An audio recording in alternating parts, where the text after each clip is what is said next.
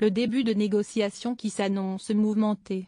Les partenaires sociaux se retrouvent en effet ce jeudi au siège du MEDEF pour discuter d'une promesse de campagne Emmanuel Macron, l'élargissement de l'assurance chômage aux indépendants et à davantage de démissionnaires, une réforme dont l'ambition a été revue à la baisse.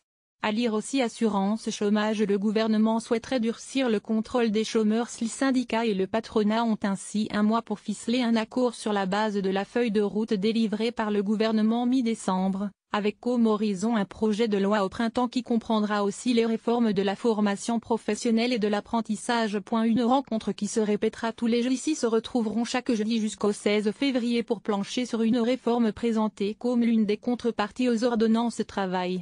Le gouvernement reprendra ensuite ce qui lui convient.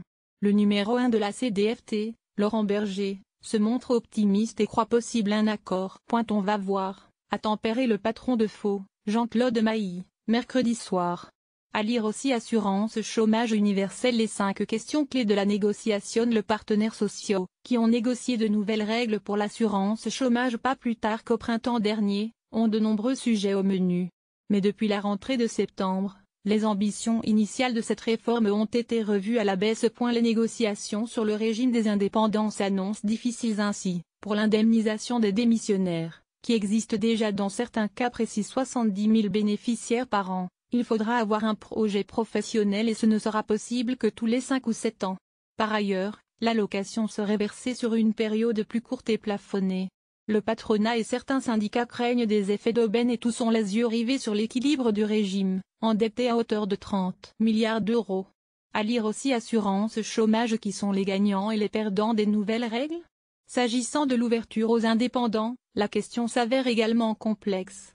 Comment assurer contre le chômage une population de travailleurs très variés, artisans, médecins, auto-entrepreneurs, chauffeurs Uber ou livreurs de repas à domicile. Pas de bonus-malus pour pénaliser les entreprises qui abusent des CDD. Il y a un problème de faisabilité et un principe de réalité, le gouvernement s'en aperçoit, a commenté sur Sud Radio ce jeudi Pascal Pavajov, appelé à prendre la succession de Mailly.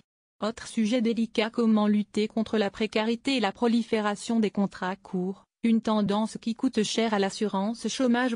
L'exécutif a pour l'heure remisé au placard le terme de bonus-malus pour pénaliser les entreprises abusant des contrats courts, qui hérissent le patronat, tout en expliquant être prêt à sortir un tel dispositif de ses cartons si aucune proposition n'émanait des discussions.